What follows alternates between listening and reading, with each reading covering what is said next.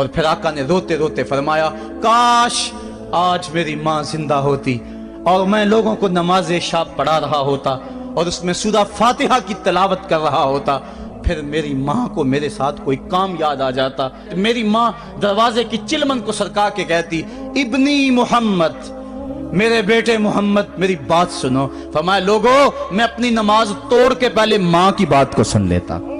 یہ ماں ہے جس کی محبت کو مصطفیٰ کریم نے بھی محسوس کیا ہے۔ اونچی مسندوں پہ بیٹھنے کا وہ مزہ نہیں جو ماں کے قدموں میں بیٹھنے کا مزہ ہے۔ اور وہ کیا کہا تھا خورشید گیلانی نے، وہ کہتا ہے کہ 5 سٹار ہوٹلوں میں کھانا کھانے میں وہ لطف کہاں جو چولہے پہ پاس بیٹھ کے ماں کے ہاتھوں سے پکی ہوئی چپاتیاں کھانے میں مزہ ہے، اور عالی جناب حضرت صاحب اور اعلیٰ اور بھاری اور بھرکم لفظ سننے میں اور گارڈ آف آنر کا معائنہ کرنے میں وہ لذت کہاں ہے جو ماں کے اوئے ببلو کہنے کے اندر رکھا گیا ہے۔ ماں جب بولتی ہے تو اس کے لہجے میں جبریل بولتا ہے، ماں جب مسکرا کے دیکھ لیتی ہے تو لگتا ہے جنت کی ساری کلیاں کھل اٹھی ہیں۔ ایک شخص نے سین حرم میں اپنی ماں کو اپنے کندھوں پہ سوار کرا کے طواف کروایا اور پھر حضور کی خدمت کے پاس میں حاضر ہوا، عرض کی حضور میں نے کہ اپنی ماں کا حق ادا کر دیا ہے، کہا تو اس کی ایک مسکراہٹ کا بدل نہیں دے سکا۔ ماں جب مسکراتی ہے تو اس کے لہجے میں اتنی مٹھاس ہوتی ہے، میں کہتا ہوں ساری دنیا کے شہد نچوڑ دیے جائیں اتنی محبت پیدا نہیں ہوتی جتنی محبت ماں کے لہجے میں ہے۔ جب وہ بیٹے کو اوے ببلو اوے مٹھو کہہ کے پکارتی ہے، اوے بیٹا کہہ کے پکارتی ہے، آواز دیتی ہے، تو ماں کے لہجے کے اندر وہ رس گل رہا ہوتا ہے کہ حوریں بھی آفرین آفرین کر رہی ہوتی ہیں۔ ماں کے بے ادب ہاتھ جوڑ کے ماں سے معافی مانگ لیں، باپ کے گستاخ ہاتھ جوڑ کے باپ سے معافی مانگ لے، یہ سرمایہ زندگی میں نہیں ملے گا۔ عموماً قدر نعمت زوال نعمت کے بعد ہوتی ہے۔ آؤ ماں باپ کی قدر کو پہچانیں اور اللہ کی رحمتوں کو لوٹیں۔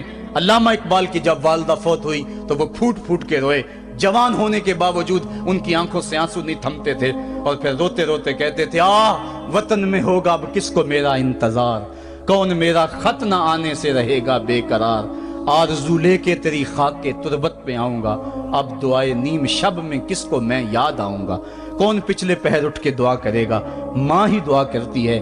ماں کے جب ہاتھ اٹھ جاتے ہیں تو اجابت کے سارے دروازے کھل جاتے ہیں۔ ماں جب بولتی ہے اور دعا کے لیے ہاتھ اٹھا دیتی ہے، اللہ رحمت کے سارے دروازے کھول دیتا ہے اور قریب آ کے ماں کی فریاد کو سنتا ہے۔ ماں کی دعا جو اولاد کے حق میں ہے، مظلوم کی دعا اور مسافر کی دعا، حدیث میں آتا ہے یہ 3 دعائیں ایسی ہیں جو رد نہیں ہوتی۔ تو ماں کی دعائیں لیں، ان کی خدمت کریں اور والدین کی رضا چاہیں، اور اللہ کی ناراضگی والدین کی ناراضگی میں ہے۔ جس پہ والدین راضی ہو گئے سمجھ لو خدا اس پہ راضی ہو گیا، اور جس پہ والدین راضی نہیں ہیں چاہے وہ جتنے مرضی لمبے سجدے کرتا رہے، اس کا رب عرش کا رحمان اس پہ راضی نہیں ہو سکتا۔ اللہ کے حبیب صلی اللہ علیہ وسلم نے ارشاد فرمایا الا انبئکم باکبر الکبائر، لوگو تمہیں بڑے بڑے گناہوں کی خبر نہ دے دوں؟ صحابہ نے عرض کی کیوں نہیں یا رسول اللہ، آپ ارشاد کریں۔ فرمایا الاشراک باللہ وعقوق الوالدین وجلس وکان متکئا قال الا وقول الزور والشہادۃ الزور۔ حضور فرمایا ایک اللہ کے ساتھ کسی کو شریک ٹھہرانا، اور دوسرا کسی انسان کو قتل کرنا، تیسرا والدین کی نافرمانی کرنا۔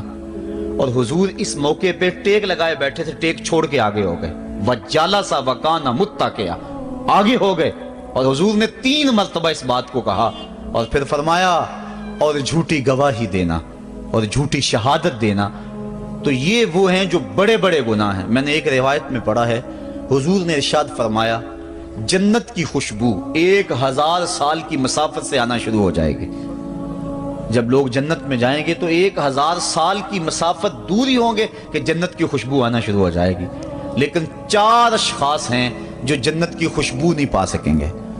وہ کون کون سے ہیں؟ ایک قاطع الرحم، جو رشتہ داریاں توڑتا ہے، کبھی اس سے لڑائی، کبھی اس سے لڑائی، کبھی اس سے لڑائی، حالانکہ حکم ہے سل من قطعک وات من حرمک، جو تجھ سے تعلق توڑے تو اس سے تعلق جوڑ، جو تجھے محروم رکھے تو اس کی جھولیاں بھر دے۔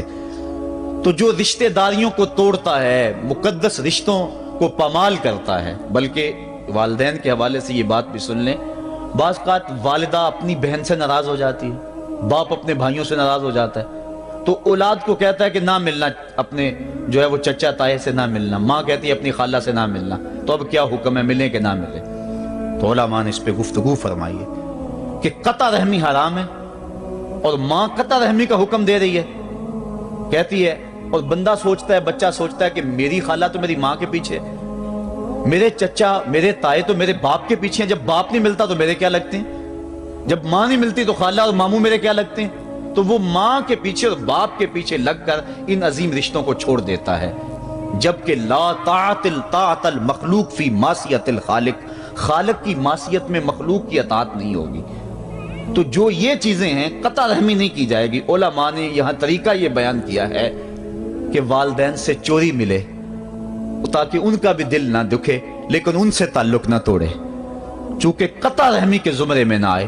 تو 4 اشخاص ہیں قیامت کے دن جو جنت کی خوشبو بھی نہیں پائیں گے، ان میں سے قطع رحمی کرنے والا، دوسرا بوڑھا زانی، اور تیسرا تکبر کی وجہ سے ٹخنوں سے نیچے شلوار لٹکانے والا، اور چوتھا والدین کی نافرمانی کرنے والا۔ حضور فرمایا یہ 4 اشخاص ایسے ہیں کہ جو جنت کی خوشبو بھی نہیں پائیں گے۔ اور ایک اور 4 اشخاص کی کہانی سنو۔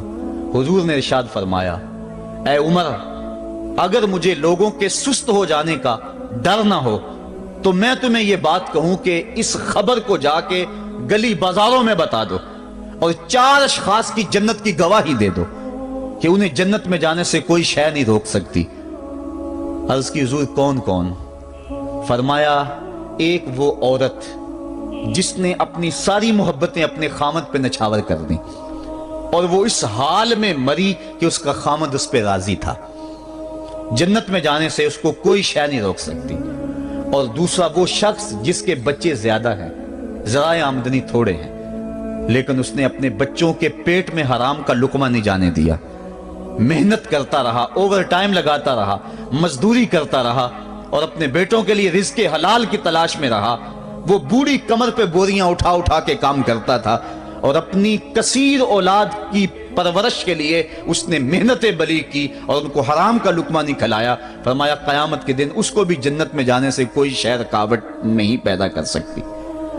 اور تیسرا حضور نے فرمایا وہ شخص کہ جو اپنے والدین کے ساتھ حسن سلوک کرے اور اس کے والدین اس پہ خوش ہوں، اس پہ راضی ہو جائیں۔ اور چوتھا وہ شخص کہ جس نے ایسی سچی توبہ کی کہ گناہوں کی طرف پلٹنا اس کے لیے اتنا مشکل تھا، جس طرح جانور کے تھن سے نکلا ہوا دودھ واپس نہیں جا سکتا، وہ گناہوں کی دنیا میں دوبارہ نہیں جا سکتا۔ تو یہ فرمایا یہ 4 شخص ایسے ہیں عمر، اگر اس بات کا ڈر نہ ہو کہ لوگ سست پڑ جائیں گے تو ان 4 اشخاص کے بارے میں شہادت دے دو کہ یہ دنیا پہ چلتے پھرتے جنتی۔ تو ماں باپ کی خدمت کرنے والا، ماں باپ کو راضی رکھنے والا یقیناً اللہ کی نعمتوں کا حقدار ہے۔ وہ بدبخت ہیں بیٹے جو ماں باپ کو راضی نہیں رکھتے۔ اللہ کے حبیب صلی اللہ علیہ وسلم کی خدمت میں ایک شخص حاضر ہوا اور اس نے اذن جہاد طلب کیا، حضور میں جہاد پہ جانا چاہتا ہوں، مجھے اجازت مرحمت فرمائے۔ حضور نے فرمایا احیٌ والدہ کا، کیا تیرے والدین زندہ ہیں؟ قالا نعم، عرض کی ہاں حضور میرے والدین زندہ ہیں۔ قالا ففیہما فجاہد، کہا جا ان کی خدمت کر، یہی تیرا جہاد ہے۔ ماں باپ کو بلکتا ہوا چھوڑ جائے اور آپ جہاد پہ چلا جائے، ماں فالج میں گری ہوئی ہے اور بیٹا تبلیغی گشت پہ چلا جائے، باپ تڑپ رہا ہے اور بیٹا پیر کی چوکھٹ پہ جھاڑو دیتا پھرے، اللہ راضی نہیں ہوگا۔ میں سچ کہتا ہوں، اپنے بھی خفا مجھ سے ہیں، بیگانے بھی ناخوش، کہ میں زہر حلال کو کبھی کہہ نہ سکا کند، بات وہی کہتا ہوں سمجھتا ہوں جسے حق، نئے ابلائی مسجد ہوں، نئے تہذیب کا فرزند، محمد عربی صلی اللہ علیہ وسلم سے بڑا پیر کون ہو سکتا ہے؟ لیکن حضرت وہ ویسے کرنی نہیں آ رہے۔ آقا کریم اپنے بٹن کھولتے ہیں اور کرن کی طرف، یمن کی طرف رخ کر کے لمبی سانسیں لیتے ہیں اور کہا میں رحمان کی خوشبو پا رہا ہوں۔ ایک دن صحابہ نے پوچھا بندہ نواز جس کے لیے تڑپتے ہو، جس کی ٹھنڈی ہوائیں آپ کو آ رہی ہیں، وہ آپ کا بڑا پیار کرنے والا ہے؟ کہا ہاں میرے سے بڑی محبت کرتا ہے۔ تو کہا پھر اتنی محبت کرتا ہے تو یمن تو دور نہیں ہے، بلال حبش سے آ گیا، سلمان فارس سے آ گیا، سہیب روم سے آ گیا، اور وہ یہاں یمن سے نہیں آ سکا؟ فرمایا اس کی بوڑھی اور نابینا ماں ہے جس کی خدمت اس کو نہیں آنے دیتی۔ اللہ اکبر۔ اب حضرت اویس کرنی نہیں آئے لیکن خیر التابعین کہلائے، آئے نہیں لیکن حضور ان کی یاد میں تڑپ رہے ہیں۔ اللہ، بلکہ حضور نے فرمایا کہ کوئی جائے اویس بن عامر کو ملے، اور جب ملے تو اس کو کہنا میری امت کی بخشش کی دعا کرے۔ جو ماں باپ کی خدمت کرتا ہے اس سے ثابت ہوا اس کی دعائیں قبول ہوتی ہیں۔ میں نے ایک روایت میں پڑھا ہے کہ جو آدمی روزانہ اپنے والدین کے لیے دعا کرے، والدین زندہ ہوں تب بھی، والدین فوت ہو گئے ہوں تب بھی، یہ عادت بنا لے، روزانہ ماں باپ کے لیے دعا کرے، ساری زندگی اس کے رزق میں بے برکتی نہیں آئے گی، اللہ اس کو رزق کی فراوانی عطا کر دے گا۔ اور جو والدین کے لیے دعا نہیں کرتا اللہ تعالیٰ کی رحمتوں سے محروم ہو جاتا ہے۔ حضرت ابو ہریرہ رضی اللہ تعالیٰ عنہ جب بھی ہاتھ اٹھاتے تھے تو یہ دعا کرتے تھے، اللہم اغفر لابی ہریرہ ولأمی ولمن استغفر لہما، اے اللہ ابو ہریرہ کو بخش دے، حضرت ابو ہریرہ کی ماں کو بخش دے، اور قیامت تک جو ہم دونوں کے لیے بخشش کی دعا کرے اس کو بھی بخش دے۔ حضرت امام محمد بن سیرین ایک بزرگ ہوئے تابعی، جب بھی دعا کرتے تھے یہ دعا ضرور کرتے تھے، اے اللہ ابو ہریرہ کی بخشش کر دے۔ کسی نے کہا کہ تمہیں ابو ہریرہ رضی اللہ تعالیٰ عنہ ان کی ماں سے بڑی ہمدردی ہے، کہا ان سے جو ہمدردی ہونی ہے وہ تو ہونی ہے۔ انہوں نے کہا ہوا ہے اللہ ابو ہریرہ اور ان کی ماں کو بخش دے، جو ان کے لیے دعا کرے اس کو بھی بخش دے، تو میں دعا کر کے اپنی بخشش پکی کر رہا ہوں۔ تو والدین کے لیے دعا کرنا اللہ کی رحمت کو دعوت دینا ہے۔ تو فرمایا کہ جاؤ اویس بن عامر کو جانا اور جا کے اس کو میری امت کے لیے دعا کا کہنا۔ حضرت سیدنا عمر فاروق حضرت علی المرتضیٰ گئے، جا کے ڈھونڈا، تلاش کیا، اویس بن عامر ملے، حضور کا سلام کہا، بس پھوٹ پھوٹ کے رونے لگے، کہا بتاؤ میرے رسول کے لبوں پہ میرا نام کیسے آیا تھا، حضور میرا جب تذکرہ کرتے تھے کیسے کرتے تھے۔ یہ درد دیکھا تو بولے کہ کیا آپ اتنی محبت رکھتے ہیں تو پھر ملنے کیوں نہیں آئے حضور کو، اتنا جو پیار رکھتے ہیں تو زیارت کرنے کیوں نہیں آئے۔ تو حضرت اویس کرنی نے بات کے رخ کو بدلا، کہا تم نے میرے رسول کو دیکھا، تم نے میرے رسول کی زیارت کی ہے؟ کہا ہاں ہم تو صبح و شام وہاں رہے ہیں۔ کہا پھر بتاؤ حضور کے یہ ابرو جڑے ہوئے تھے یا کھلے ہوئے تھے؟ اب دونوں حیران ہو گئے، کہا تم نے تو دیکھا میں نے تو دیکھا نہیں، تم بتاؤ نا، پھر میں تو گیا نہیں، مجھے کہتے ہو گیا نہیں، تم بتاؤ حضور کے ابرو جڑے ہوئے تھے یا کھلے ہوئے تھے؟ حیران ہیں، کہا حضور آپ ہی بتلائیے۔ کہا کوئی دور سے دیکھتا تو جڑے ہوئے نظر آتے، قریب آ کے دیکھتا تو کھلے ہوئے نظر آتے۔ یہ وہ ہے جو ماں کی خدمت کرتا رہا اور حضور کے دربار میں حاضر نہیں ہو سکا، لیکن حاضری اس کی تھی، وہ جہاں بھی تھا وہ نبی کے قرب میں تھا۔ تو اس لیے ماں باپ کی خدمت اتنا بڑا وظیفہ ہے۔ حضرت بایزید بستامی کہتے ہیں میں نے حق معاف کروا لی اپنی ماں سے، کہ ماں تیرے حق ادا کروں یا اللہ کے حق ادا کروں، تو مجھے اپنے حق معاف کر دے، میں اللہ سے اپنے حق معاف کروا لیتا ہوں، اپنی اللہ کو راضی کر لیتا ہوں۔ جنگلوں میں گھومتے رہے، 12 سال بیت گئے، ایک دن دوبارہ آئے، بستام کی سمت سے گزرے، خیال آیا چلو ماں کو سلام کر جاؤں۔ تہجد کا وقت تھا، رات کا وقت تھا، دروازے پہ کھڑے رہ گئے کہ میری ماں سوئی ہوگی، میں نے کبھی کوئی خدمت نہیں کی ماں کی، تو اب اٹھا کے تکلیف کیوں دوں؟ ساری رات کھڑے رہے۔ جب تہجد کا وقت گزرا تو نالی سے پانی آیا، سمجھ گئے کہ میری ماں تہجد کے لیے اٹھی ہے، دروازے کے قریب ہو گئے تو ماں نے ہاتھ اٹھا لیے، کہا اللہ میرا بیٹا بایزید تیری طلب میں نکلا ہوا ہے، میں نے اسے اپنے حق معاف کر دیے، تو اس کو اپنا وصال عطا کر دے۔ حضرت بایزید دروازہ کھٹکھٹانے لگے اور ماں کے قدموں میں لپٹ گئے اور رو کے کہنے لگے جس رب کو میں جنگلوں میں تلاش کرتا ہوں وہ تو رب میری ماں کے پاس ہے۔ تو ماں کی دعاؤں میں اللہ کی رضا ہے، ماں راضی ہو جائے تو سمجھ لو خدا راضی ہے۔ اللہ تعالیٰ جل شانہ نے ارشاد فرمایا وَقَضَىٰ رَبُّكَ أَلَّا تَعْبُدُوا إِلَّا إِيَّاهُ، تیرے رب نے یہ طے کر دیا ہے کہ اس کے علاوہ کسی کی پوجا نہیں کرو گے، وَبِالْوَالِدَيْنِ إِحْسَانًا، اور والدین کے ساتھ اس نے سلوک سے پیش آؤ گے، اما یبلغن عندک الکبر احدہما او کلاہما فلا تقل لہما اف ولا تنہرہما، اگر تیرے پاس دو یا دونوں میں سے ایک بڑھاپے کو پہنچ جائیں تو پھر ان کے سامنے تو نے اف بھی نہیں کہنی اور نہ ان کو جھڑکنا ہے اور ان سے نرم لہجے میں بات کرنی ہے۔ جب ماں باپ جوان ہوں، بچوں کی ضروریات پوری کر رہے ہیں، ان کے تعلیمی اخراجات اور ان کے معاشی سارے معاملات درست کر رہے ہوں، تو اس وقت تو والدین کی بچے تعظیم کرتے ہی ہیں۔ امتحان اس وقت شروع ہوتا ہے جب ماں باپ بوڑھے ہو جاتے ہیں اور چلنے پھرنے کی سخت بھی نہیں رہتی، صرف سانس کی ایک ڈوری لٹکی رہتی ہے، اور جس طرح بچہ اپنے بدن سے مکھی بھی نہیں اڑا سکتا تھا، اب یہ حالت ماں باپ پر آ گئی اور بچے کی طرح مزاج چڑچڑا ہو گیا۔ زمانے کے حالات بدل گئے، لیکن ماں باپ کی وہ پرانی روش ہے، وہ اسی انداز میں اسی ڈگر میں بات کرتا ہے۔ یہ آزمائش کے دن ہیں، یہ امتحان کے دن ہے، اب دیکھنا ہے والدین کی اس وقت تعظیم کون کرتا ہے۔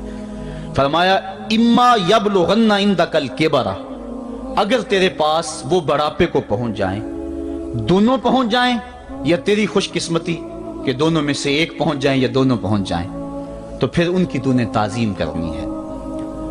کیا کیسے تعظیم کرنی ہے؟ فلا تقل لہما اف، تو نے ان کو اف بھی نہیں کہنا۔ حضرت امام فخر الدین رازی کے حوالے سے میں آج ہی صبح یا گزشتہ شب اف کی تشریحات دیکھ رہا تھا، انہوں نے 12-13 اقوال بیان کیے ہیں، لیکن 2 قول فرماتے ہیں۔ اف یہ ہے کہ انسان کے بدن کے اوپر جو شفاف رہتا ہو، صاف رہتا ہو، مٹی پڑ جائے، ریت کا ذرہ پڑ جائے تو اس کو پھونک مار کے اس کو ہٹاتا ہے، تو وہ پھونک سے جو آواز پیدا ہوتی ہے اس کو عربی میں اف کہتے ہیں۔ تو پھر اف ہر اس چیز کے لیے منقول ہو گیا جو ناپسندیدہ ہے۔ ایک تو قول یہ ہے کہ والدین کے سامنے اس احتیاط سے رہو۔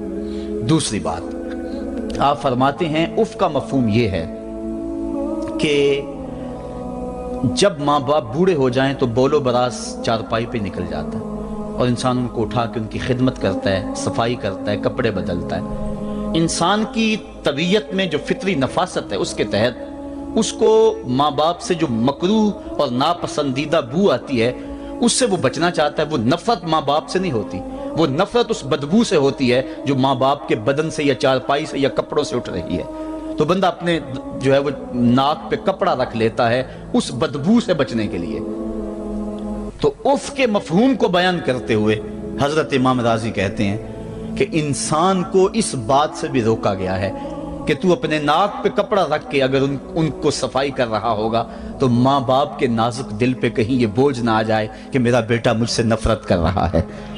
اس لیے والدین کی تعظیم کا عالم یہ ہے کہ تو کھلے ناک سے ان کی خدمت کرے اور وہ بدبو سہتا رہے اور اپنے ناک کے اوپر کپڑا بھی نہ رکھے کہ تیرے ماں اور تیرے باپ کے دل کے اندر اتنا خلال اور ملال بھی پیدا نہ ہو۔ یہ ہے اف کا زمرہ۔ حضرت امام حسن رضی اللہ تعالیٰ عنہ نے ساری زندگی اپنی والدہ حضرت فاطمہ الزہرا کے ساتھ بیٹھ کے کھانا نہیں کھایا تھا۔ ایک دن حضرت سیدہ فاطمہ نے فرمایا کہ بیٹا میرا جی چاہتا ہے کہ میرے ساتھ تم بیٹھ کے کھانا کھاؤ، لیکن تم نے کبھی بھی میرے ساتھ بیٹھ کے کھانا نہیں کھایا، کیا وجہ ہے اس کی؟ تو حضرت امام حسن فرمانے لگے، عرض کرنے لگے امی میں اس ڈر سے آپ کے پاس بیٹھ کے کھانا نہیں کھاتا کہ کہیں کسی لقمے کی طرف آپ کی نظر بڑھ جائے اور میں عدم آگہی کی وجہ سے اپنے ہاتھ کو اس لقمے کے پہ ڈال لوں اور نہ جان سکوں کہ اس لقمے کو اٹھانے کا ارادہ میری ماں کے دل میں پیدا ہو چکا ہے اور میں اللہ کی رحمتوں سے محروم ہو جاؤں، اس ڈر سے میں آپ کے ساتھ بیٹھ کے کھانا نہیں کھایا کرتا۔ یعنی ماں باپ کی تعظیم کا عالم یہ ہے، اف تک نہ کہو۔ حضرت سعید بن المسیب رضی اللہ تعالی عنہ جلیل القدر تابعی ہیں، وہ فرماتے ہیں کہ والدین کے سامنے بیٹے کی حالت کیا ہونی چاہیے۔ وہ فرماتے ہیں جس طرح بھاگا ہوا غلام پکڑا جائے اور اس کو پکڑ کے جو ہے وہ آقا کے سامنے پیش کر دیا جائے، تو اس بھاگے ہوئے غلام کو پکڑ کے جب آقا کے سامنے پیش کر دیا جائے تو جو حالت اس غلام کی ہوتی ہے بیٹے کی حالت یہ ماں باپ کے سامنے ہونی چاہیے۔ اب ان بیٹوں کو سوچنا چاہیے جو اپنے ماں باپ کو دقیانوسی کا تانا دیتے ہیں اور سمجھتے ہیں یہ اولڈ فیشن ہے، انہیں کیا پتا زمانہ کہاں چلا گیا ہے، اور ان کے فیصلوں کو مسترد کرتے ہیں۔ علماء نے اس بات کو تفصیل کے ساتھ بیان کیا ہے کہ شریعت کے جو قطعی ضابطے ہیں ان ضابطوں اور ان قوانین کو اور ان معاملات میں تو والدین کی فرما برداری نہیں ہوگی اللہ کی اگر معصیت ہوتی ہو، لیکن جو معاملے شک والے ہیں وہاں ماں باپ کے قول کو ترجیح دی جائے۔ تو فرمایا ان کے سامنے اف بھی نہیں کہنی، وَقُلْ لَهُمَا قَوْلًا كَرِيمًا، اور ان سے نرم لہجے میں بات کرنی ہے۔ وَاخْفِضْ لَهُمَا جَنَاحَ الذُّلِّ مِنَ الرَّحْمَةِ، اور ان سے بات اور ان کے لیے اپنے بازو بچھا لینے ہیں نرم دلی کی وجہ سے، نرمی کی وجہ سے۔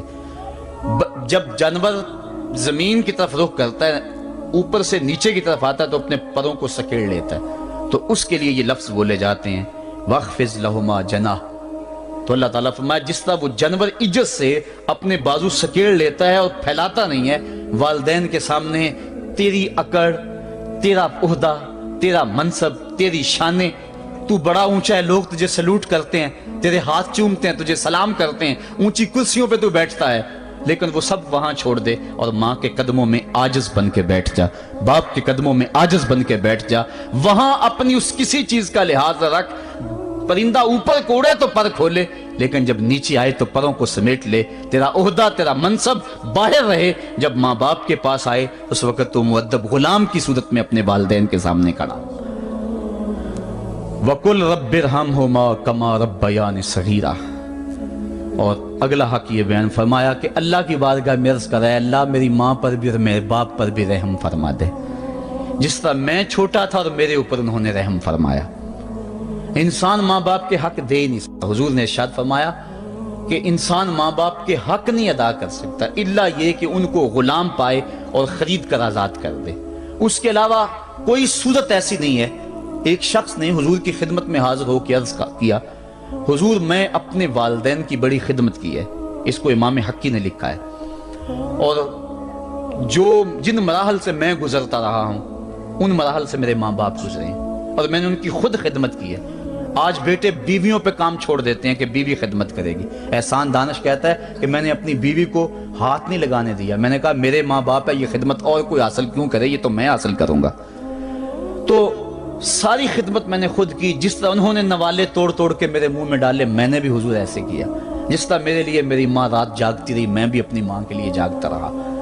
جن جن مراحل سے میرے لیے وہ گزرے تھے اتفاقاً میرے حالات، میرے ماں باپ کے حالات ایسے پیدا ہو گئے کہ میں نے اسی طرح اپنے ماں باپ کی پرورش کی ہے اور میں اپنے ماں باپ کی جو ہے وہ میں نے خدمت کی ہے، تو کیا میں نے اپنی ماں کا اپنے باپ کا حق ادا کر دیا ہے؟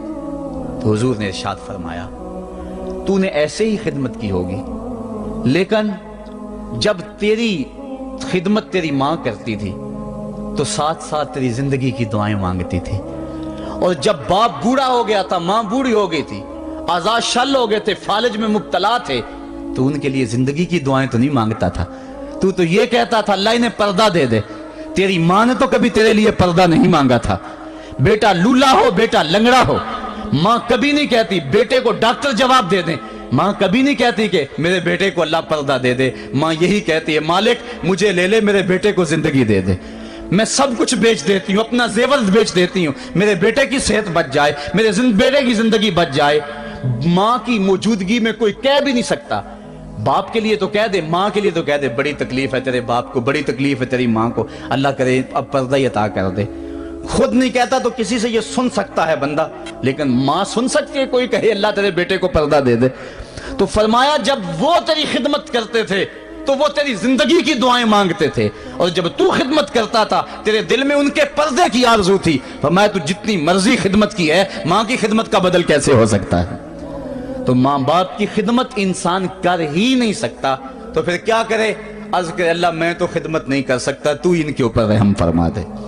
ماں باپ کے لیے دعا کرے، علماء نے یہاں بیان فرمایا ماں کافر ہو تو پھر بھی دعا کرے، باپ کافر ہو تو پھر بھی دعا کرے، مومن ہو تو پھر بھی دعا کرے، گناہگار ہو پھر بھی دعا کرے، نیکوکار ہو پھر بھی دعا کرے، دعا نہ چھوڑے۔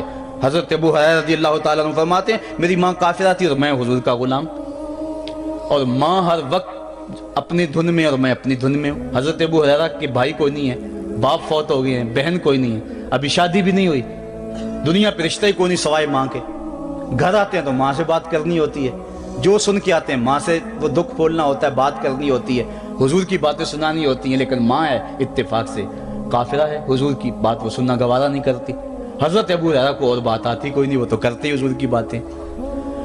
ایک دن حضور کی بات چھیڑی، ماں کی زبان سے کوئی جملہ ایسا نکلا جو سخت تھا، گوارا نہ ہوا، چھوڑ دیا گھر کو۔ ماں تیری عظمت کو سلام، لیکن رسول اللہ کے مقابلے میں تیری کوئی شان نہیں ہے۔ گھر سے نکلے، لیکن نکلے تو پاؤں ڈگمگا رہے تھے کہ دنیا پہ ایک ہی رشتہ تھا وہ بھی جاتا رہا۔ چند قدم چلے تو دل میں خیال آیا سارے دکھوں کا جو مداوا کرتا ہے، مساقہ کی بارگاہ میں یہ دکھڑا کیوں نہ بیان کر دو۔ دریائے رحمت جوش میں تھا، وہ دلوں کی حالتیں بوجھ لینے والے آقا نے پوچھا ابو ہریرہ کیا ہے؟ عرض کی حضور میری ماں کی ہدایت کے لیے دعا کر دو۔ یہ کہا اور پھوٹ پھوٹ کے رونے لگے۔ حضور نے فوراً ہاتھ اٹھا دیے اور مسلم کے لفظ ہیں اللہم اہد ام ابی ہریرہ، اے اللہ ابو ہریرہ کی ماں کو ہدایت عطا کر دے۔ بس یہ بات سنی حضرت ابو ہریرہ کا چہرہ کھل اٹھا، اپنے گھر کو دوڑ لگا دی۔ کوئی رستے میں ملا، کہا ابو ہریرہ اتنی تیز تو تم کبھی نہیں دوڑتے تھے، آج کیا ہوا؟ اتنی تیز تیز کیوں دوڑ رہے ہو؟ کہا آج ہی تو دیکھنا چاہتا ہوں کہ گھر پہلے میں پہنچتا ہوں یا میرے آقا کی دعا پہلے پہنچتی ہے۔ حضرت ابو ہریرہ فرماتے ہیں جب میں گھر پہنچا تو دروازہ بند تھا، میں نے دستک دی، اندر سے آواز آئی بیٹا ٹھہرو میں آتی ہوں۔ کہا اس لہجے کو جان گیا، اس میں محمد کی بولی بول رہی ہے۔ کہا تھوڑی دیر کے بعد میری ماں آئی، تازہ غسل کی وجہ سے اس کے بالوں سے پانی کے قطرے ٹپک رہے تھے اور میری ماں زنجیر کھول رہی تھی، اس کے لبوں پہ شہادت کا کلمہ جاری تھا۔ تو والدین کے لیے مغفرت کی دعا کرتے رہیں، والدین کی بخشش کی دعا کرتے رہیں۔ والدین جب دنیا پہ ہوتے ہیں تو اللہ کی رحمت کا گھنا سایہ ہوتے ہیں، لیکن جب دنیا سے چلے جاتے ہیں ان کی قبر سے بھی فیض ملتا ہے اور سکون اور طمانینت ملتی ہے۔ والدین فوت ہو جائیں تو ان کے حق ختم نہیں ہو جاتے، بلکہ حدیث میں آتا ہے 4 حق ایسے ہیں والدین کے جو مرنے کے بعد بھی اولاد کے ذمہ باقی رہتے ہیں۔ الصلاۃ، ان کے اوپر نماز جنازہ پڑھی جائے۔ دوسرا حق الاستغفار لہم، ان کے لیے بخشش کی دعا کرتے رہی جائے، مسلسل دعا کی جائے بخشش کی ان کے لیے۔ اور ایک روایت میں نے پڑھا ہے اگر کوئی بندہ اس کے والدین حالت ناراضگی میں فوت ہو گئے، والدین ناراض تھے، موقع نہ مل سکا منانے کا اور والدین فوت ہو گئے، تو حدیث میں آتا ہے کہ وہ کثرت کے ساتھ، ایک تو اپنی خالہ کے ساتھ، ماں اگر فوت ہوئی ہے تو باپ ہوئی ہے تو باپ کے بھائیوں کے ساتھ اس نے سلوک کرے، باپ خوش ہوگا۔ دوسرا کثرت کے ساتھ اپنے والد کے لیے استغفار، والدہ کے لیے استغفار کرتا رہے۔ جب کثرت سے استغفار ہوتا رہے گا تو اس کے والدین راضی ہوں گے، اللہ اس کے گناہ کو معاف فرما دے گا۔ دوسرا حق والدین کا یہ ہے استغفار لہم، ان کے لیے بخشش کی دعا کی جائے، حدیث میں آتے ہیں۔ تیسرا حق بر الاصدقاء، ماں کی سہیلیوں، بہنوں اور رشتہ داروں کے ساتھ، اور باپ کے دوستوں، بھائیوں اور رشتہ داروں کے ساتھ اس نے سلوک کیا جائے۔ اور چوتھا حق انجاز الوعد، وعدوں کو پورا کرنا، یعنی ماں نے یا باپ نے جو وعدے کیے ہوئے تھے، مسجد سے کوئی وعدہ تھا، مدرسے سے وعدہ تھا، کسی فلاحی تنظیم سے وعدہ تھا، کسی غریب سے اعانت کا وعدہ تھا، یا ان کا معمول تھا اعانت کرنے کا، تو جو ان کے معمولات ہیں اچھائی کے ان کو جاری رکھا جائے اور اس سلسلے کو باقی رکھا جائے۔ تو یہ 4 حق ایسے ہیں جو والدین کے مرنے کے بعد بھی اولاد کے ذمے باقی رہتے ہیں۔ والدین اللہ کی بہت بڑی نعمت ہیں، جب یہ سایہ سر سے اٹھ جاتا ہے تو پھر پتہ چلتا ہے کتنا گھنا سایہ تھا۔ صاحبو، جن کے والدین زندہ ہیں وہ ان کی زندگی کو غنیمت سمجھے، اور جن کے والدین کا گھنا سایہ ان کے سر سے اٹھ گیا ہے وہ ان کے لیے استغفار اور کثرت دعا سے ان کی رضا حاصل کرنے کی کوشش کریں۔ اللہ تعالیٰ نے والدین کی رضا میں ہی اپنی رضا کو چھپا کے رکھا ہوا ہے، اور یہ والدین اتنا بڑا سرمایہ ہے۔ میں آپ حیثیت کیا رکھتے ہیں؟ خود امام الانبیاء صلی اللہ علیہ وآلہ وسلم نے والدین کی آرزو کی ہے۔ حدیث میں آتا ہے، امام سیوطی نے اس کو الحابل الفتاوی میں لکھا ہے، امام حیثمی نے بھی اس کو کنز الاموال میں لکھا ہے۔ ایک دن حضور نماز عشاء پڑھانے آئے، نماز عشاء پڑھانے کے لیے مصلی پہ کھڑے ہوئے، تا حد نظر صحابہ تھے، حضور کو دیکھ کر ادب سے کھڑے ہو گئے، بس آنکھیں چھلکنے لگی۔ پھر حضور نے روتے روتے کہا، لو ادرکت والدی او احدہما، کاش آج میرے ماں باپ زندہ ہوتے یا ان میں سے کوئی ایک ہی زندہ ہوتا۔ انسان نے دکھوں کی زندگی گزاری ہو، بعد میں اللہ خوشحالیاں دے دے، تو انسان آرزو کرتا ہے کہ کاش آج میرے ماں باپ